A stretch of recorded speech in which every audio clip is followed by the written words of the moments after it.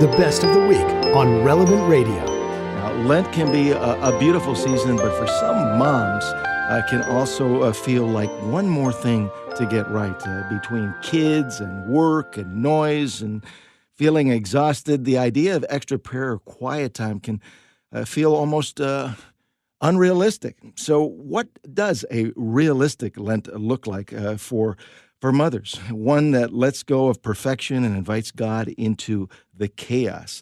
Joining us live this morning is author and speaker Rachel Bulman with much more on Lent and moms. Rachel is a convert to the Catholic faith, and she developed a deep love for the Holy Eucharist and the study of theology and philosophy. Through that love, Rachel has become a sought-after speaker and retreat facilitator. She has been married for almost 16 years and shares 6 children with her husband and one in heaven with Deacon Jason, who was not too long ago ordained to the Diocese of Orlando. Good morning, Rachel. Thanks so much for joining us. It's really good to be with you once again. Good morning. Thank you so much. Always a joy to be with you guys. Well, Rachel, a lot of moms enter Lent feeling a little overwhelmed or, behind the 8 ball. What can be a realistic way for moms to live this upcoming Lent, which is right around the corner? Yeah, I think a lot of moms probably right now are listening and thinking, I forgot it was next week. So there's always a to-do list, always things to do. So I think that maybe the best thing going into Lent and what has always been beautiful for myself and for many of my friends is just to go in and not pile down the list. You really want to, a lot of people are like, I'm going to make this the best Lent ever. And then you end up making a checklist of I've got to pray 1 rosary a day, and I'm going to do this prayer book, and I'm going to go to daily mass, and I'm going to go to confession this many times. And you're overwhelmed, I think, before the day even starts, before Ash Wednesday gets here.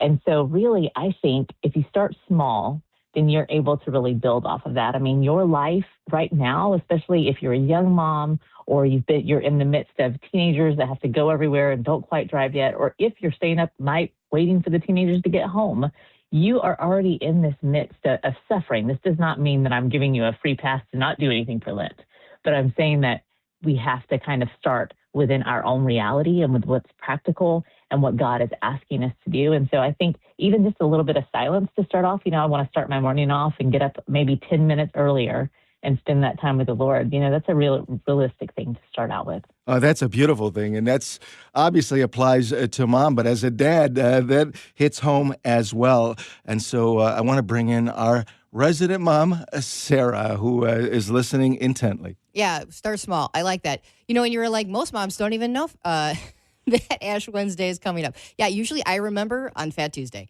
That's when I'm like, oh, man, we were supposed to, think about with deep intent and prayer thoughtfulness of what is going wrong in my life that I could probably do better for Jesus during Lent. So to start small instead of just being really, really overwhelmed, which happens literally every single year. And you're saying, don't load it on, which happens literally every year. Don't do that. Just start small. And then maybe if you can accomplish the 10 minutes of quiet at one point, then you can add onto it. And then, man, don't you feel a little bit better at the end of Lent instead of just so defeated that you didn't do your laundry list? You added on from small. That is just amazing advice. I love that. Okay, so when it comes to kids, they have things that they're supposed to be doing for Lent when they get a little bit older. I know you have a big age range in your house.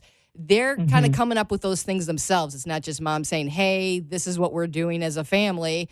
So how do you kind of encourage them without being like, hey, I've noticed you said you weren't going to play video games for more than, an hour or whatever it is. And I've been keeping track, how God does. He watches us constantly, keeping track and reminds us, even though God doesn't do that. And I've been keeping track, and you're way over, and now it's just an annoying mom during Lent instead of them taking the accountability themselves. How do we kind of manage that? Oh my goodness, such a good question. I think that especially if you have older kids, when you're getting into the preteen years and teenage years, you're really going to have to release the reins a little bit. And it's really part of kind of letting go of your own, hopefully the goal is to let them leave the house one day. The goal is to let go in the end.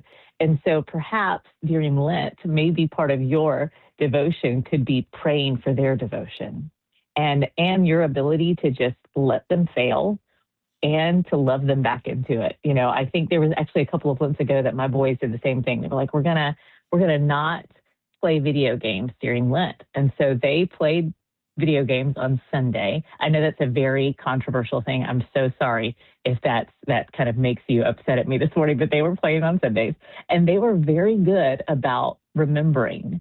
But sometimes, if I saw them drift into the room where the video games were, I would get this tendency, oh my gosh, let me go check, let me help them remember. But what's great is that when they see your devotion, they're going to remember because they're going to remember what they're going to do. The other thing that's really good for kids, and a great tip that I got from one of my good friends, Catherine Whitaker, she said that she does a bowl, which I thought this was hilarious, but it's great, a bowl of different penances, and the kids would draw one for each week. So this week they'll draw one, and then next week they would draw a new one. And it was things like, this week I'm not going to watch television, or this week I'm going to make sure that I pick up after myself. This week I'm going to do all the dishes after dinner.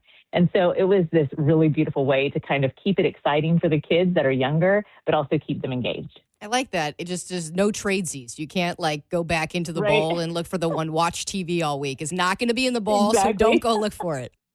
Does the bowl help you to not be trying to be, so flawless, so perfect, of trying to go through that list? Exactly. I mean, I think that that's probably all of our tendencies. We like rubrics. I mean, we're in the Catholic Church, right? So we have a lot of rules, a lot of rubrics, but we have to remember why we have them. You have them because the church loves you and God desires the best for you. And so if you're going through Lent and you're like, I keep forgetting to pray this thing that I devoted myself to hopefully pray through Lent, or I keep messing up and sneaking some chocolate at night, maybe what you need to ask the Lord for is, why did I decide to do this in the first place? And then that lets you realize that perfection looks a lot like Jesus on the cross. And sometimes we're going to have to suffer through it and let him remind us what our why is, where our anchor is, and then return us back to that place. But perfection is something that should be based on knowing how to suffer well and to get through this, even if you have to fall a couple of times and get back up again. All right. How realistic is quiet time for moms during Lent? How do you get it done? How do you find those moments alone with the Lord so you can meditate on the words, be still and know that I am God? So I think that when we hear quiet time, especially when we have a Catholic mindset, is that we think holy hour. We're like, oh my gosh, quiet time's got to mean that I need to make a holy hour. Or even to say, when can I steal away some time? And we really want to put a stopwatch on it. And this is how much time I'm getting today. But I think it goes back to that starting small and being able to say, I'm going to take at least 5 minutes and sit here and pray. I'm going to get to Carline early today and sit and pray and be in silence. And I think a lot of times what happens when we go into silence for the first time, for dads or moms, the silence actually gets filled up with your to-do list. You're sitting there for a second and you're kind of looking around the house and you're like, oh my gosh, I need to do the laundry. I forgot that I needed to do that. Oh, don't forget to pick this up at the grocery store. So it's going to be a habit that you're going to have to build, but don't be shy from the fact that it happens to everyone. This does not make you less holy. This actually makes you more human, to realize that silence is a difficult thing. But there's that great quote that says one of the biggest problems with the human person is our inability to sit alone in a room and be quiet.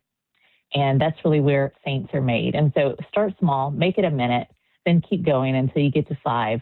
And then hopefully one day you'll work yourself up to that holy hour. And the kids, I think that they're going to enjoy it. I think that one of the greatest things is for my kids to sit in some silence. So we used to have this bad habit of turning on a screen as soon as they would wake up. They'd want to watch something in the morning.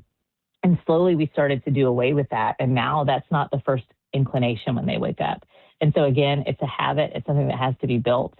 And I think every person wants to have a little bit of that, whether they're young or old. They want a little bit of silence in their lives. And one thing we know for sure is kids pay attention. They're watching the parents. They're watching dad. They're watching mom. And so what we do as parents, it really does matter, especially during Lent. Yes. And I think a really small way for people to find devotion is to take up the Liturgy of the Hours. That's the second highest form of prayer for the church outside of the Mass. And so there is a beautiful part of and actually all ordained make a commitment. It's part of canon law that they have to pray the Liturgy of the Hours. And so you're joining in with all of the ordained in the church. You're joining in with the religious of the church when you pray these prayers. And a lot of people look at it and there's 7 hours. They're like, you want me to stop 7 hours of the day? But I tell families that they should just start with night prayer. Night prayer is very simple. It takes 2 or 3 minutes. And you can sit down with your kids. It can take 10, 15 minutes. It can take 20 if you want to drag it out and have some more time for pausing and for praying. But what's beautiful about it is that it kind of gives you a rhythm that's shorter than sitting down with the rosary, and you're not sitting there worried about whether or not my kid's on the right beat and why is she doing cartwheels.